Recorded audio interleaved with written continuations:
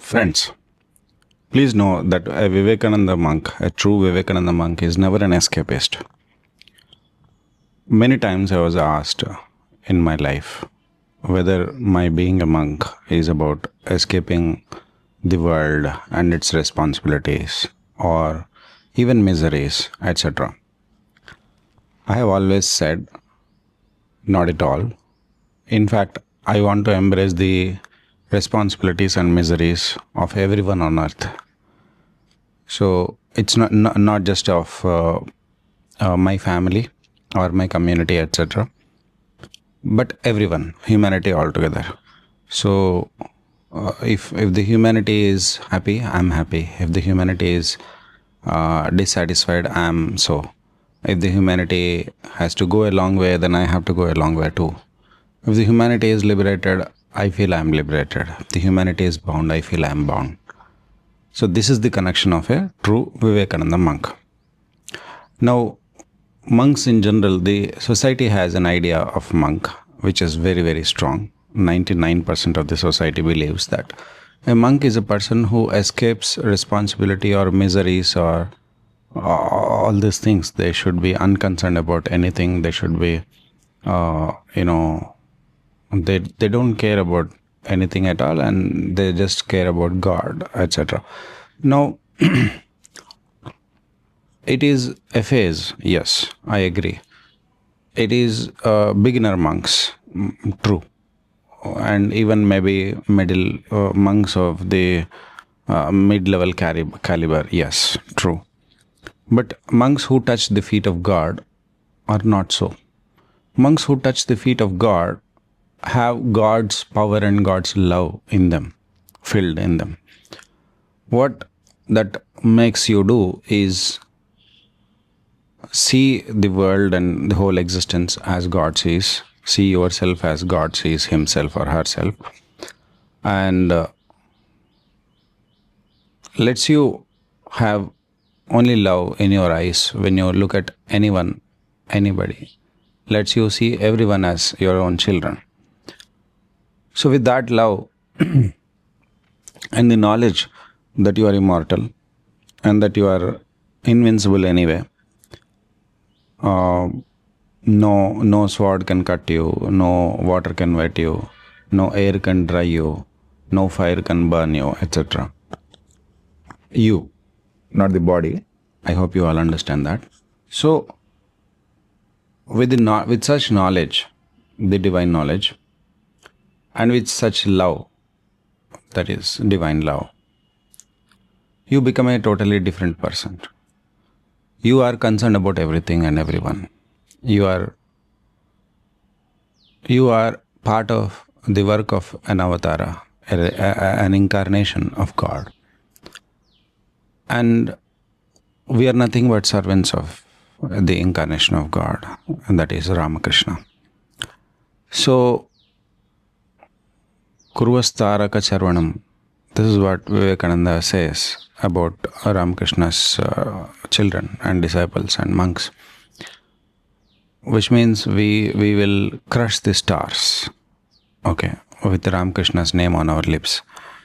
So this is the amount of power and this is the amount of energy that we are ready to put into this world to solve all its problems forever and comprehensively, and find a way to sustain that whatever development we achieve.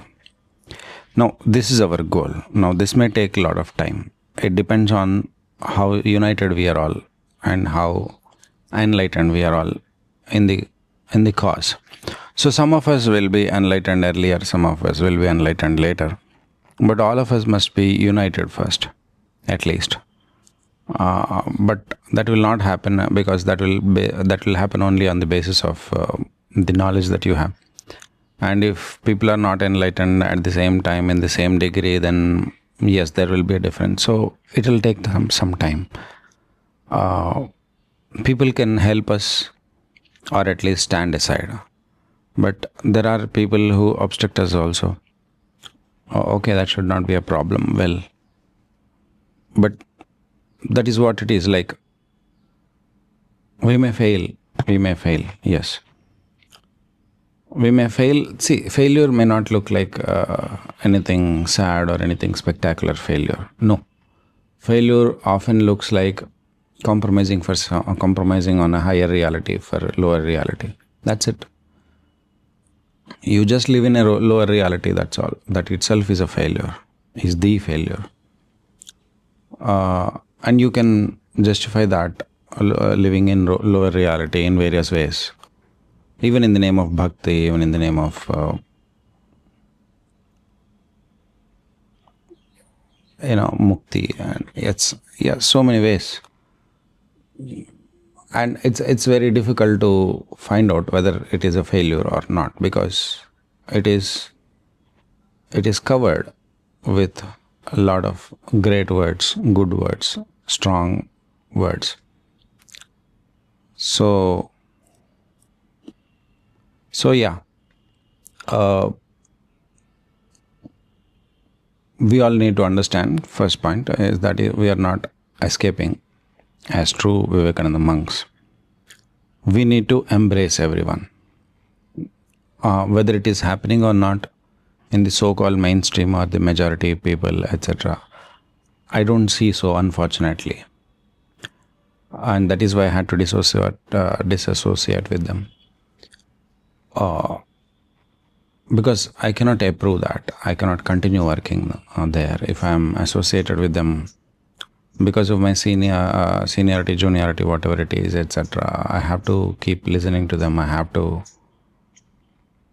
It's very difficult to keep having differences with your brother monks internally, and externally showing you are their representative every day,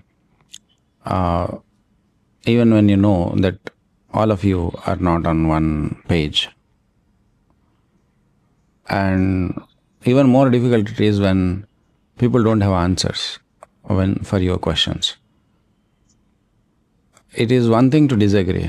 It is another to even not recognize there is any question about it. Like, you're wrong, but you don't even recognize that there can be any questions about it.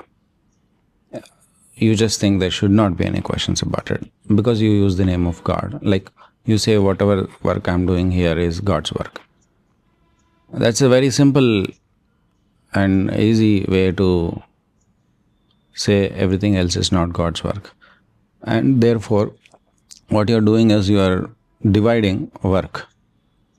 You are assigning some work to be God's work and some work to be human's work, or some work to be evil work or materialistic work, etc. unspiritual, etc. Which is a very dangerous method, which happens mostly in sectarianism. For example, I went to ISKCON Bangalore. There, they even sell you underwears, or they even sell you cake, pastry, whatever you eat or whatever you consume outside, whatever you buy outside. Most of them, they are available there. General clothing or general things, etc. Whatever, mementos, gifts, books, everything is available there. But everything is Krishna Prasada. It is for Krishna, and the money that you are giving to them will be used, most of it. Apart from after meeting the cost, that will be used for Krishna Seva, which is understood, which is given, and which is very good. I support it. No, I'm not here to say that I oppose it. I'm supporting it. But if you thinking that only that is divine work and divine consumption, etc., and outside is not, is good enough for bhakti patha, but not so for a gnani, or for a person who actually has risen above feelings and is able to perceive facts. Okay. So whatever you see in this whole existence, everything is God's prasada. Okay. So if you have that, then whatever work you're doing is divine work. Whatever endeavors you do is God's. So with that spirit, if you work, you are a Vivekananda monk, you are a Vivekananda follower. If not, no, I should not have to hesitate to say no. But yeah, human weaknesses will still remain. People will still remain those who say this is Thakur's work, this is not Thakur's work, this is this is this is Durga Puja, this is not. I mean, everything is discrimination, right? Such discrimination is foolish. Discriminating between what is relatively permanent and what is not, that's okay, that is acceptable, that is Viveka discrimination. What is Nitya Anitya Vastu Viveka, that discrimination is allowed, not others. I hope I made a point that can help you. Thank you.